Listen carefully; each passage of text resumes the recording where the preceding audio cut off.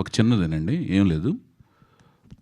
ఇద్దరికి అంటే నేను ఒక కాంపౌండ్లో 4.5 ఏళ్ళు డైరెక్షన్ ఛాన్స్ దత్ గారు ఇస్తా అన్నారు. అందువల్ల నేను డైరెక్టర్ అవుదామని ఆలోచన వచ్చింది. ఆ కాంపౌండ్లో 5.5 ఏళ్ళు ఉన్నాను.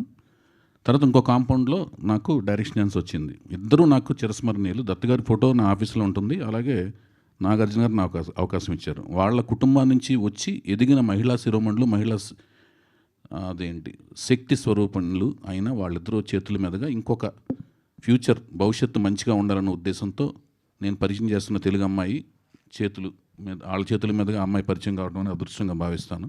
వాళ్ళు నిన్న నేను అడిగినప్పుడు వాళ్ళు ముఖ్యమైన పనిలో ఉన్నారు ఇద్దరు నిజంగా. అది కూడా పక్కన ఒక పక్కకి పెట్టి నా కోసం అని వచ్చినందుకు ముందు వాళ్ళకి ధన్యవాదాలు తెలియజేసుకుంటున్నాను. అలాగే తను పూర్తిస్థాయి నిర్మాతగా మారినప్పుడు వాళ్ళిద్దరూ వచ్చి ఆశీర్వదించడం కూడా. లాస్ట్ టైం మా గురువుగారు రాఘవేంద్రరావు వచ్చారు, అలాగే దత్ గారు వచ్చారు. ఈ టైం నందమూరి తారక రామారావుని ఆశీర్వదించారు. అతనిది ప్రబలంగా మంచి అప్రిసియేషన్ వరల్డ్ వైడ్ వచ్చింది. అట్లాగే ఈ అమ్మాయికి తనకి వీణకు కూడా మంచి ప్రబలంగా వరల్డ్ వైడ్ అప్రిసియేషన్ రావాలని మనస్ఫూర్తిగా కోరుకుంటున్నాను, విష్ చేస్తున్నాను.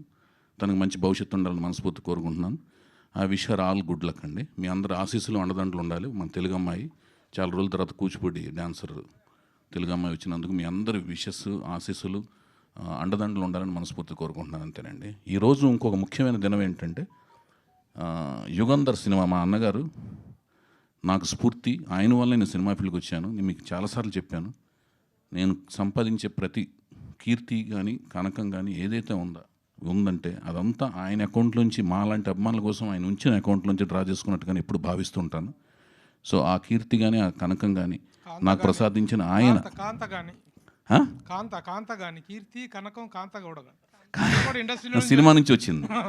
అయితే ఆయన యుగంధర్ సినిమా, అలాగే ఆడపడుచు కూడా ఇదే రోజు రిలీజ్ అయింది. సో రెండు అంటే నాకు అనుకోకుండా లాస్ట్ సర్దార్ పాపారాయుడు రిలీజ్ రోజునేమో హీరోని మా నందమూరి తారక రామారావు గారు, హరికృష్ణ గారి మనవడు, అదే రామారావు గారి ముని మనవడు, హరికృష్ణ గారి మనవడు జానకిరామ్ గారి అబ్బాయిని పరిచయం చేసుకోవడం జరిగింది. ఈ రోజునేమో యుగంధర్. ఈ సినిమాకి నాకు ఒక కనెక్షన్ ఉంది. ఇళయరాజా గారు చేసిన ఏకైక సినిమా రామారావు గారి కోసం, అద్భుతమైన రీరికార్డింగ్. సో ఆ సినిమా రోజున వీణని పరిచయం చేయడం అనేది ప్రపంచానికి, తెలుగు ప్రేక్షకులకు పరిచయం చేయడం ఒక చిరస్మరణీయ ఘట్టంగా ఫీల్ అవుతున్నాను. ఆడపడుచు అనే సినిమా కూడా రిలీజ్ అవడం అనేది. సో అది. తర్వాత భానుమతి గారు బహుముఖ ప్రజ్ఞాశాల. ఆవిడ కూడా స్టూడియో అధినేత. తర్వాత పాట ఎంత అద్భుతమైన గాయనియో మీ అందరికీ తెలుసు. సో ఆవిడ కూడా దర్శకురాలు, నటి. ఇంకా ఆవిడ అందరికీ ఎంత అద్భుతమైన కమాండరో తెలుసు కదా మీకు. సో ఇది ఒక అద్భుతంగా గర్వకారణంగా ఫీల్ అవుతున్నాను. అలాంటి మంచి ముఖవర్చస్సు మీకు నేను చాలాసార్లు చెప్పాను. ఆవిడని పరిచయం చేయడం నేను చాలా ఆనందంగా ఫీల్ అవుతూ.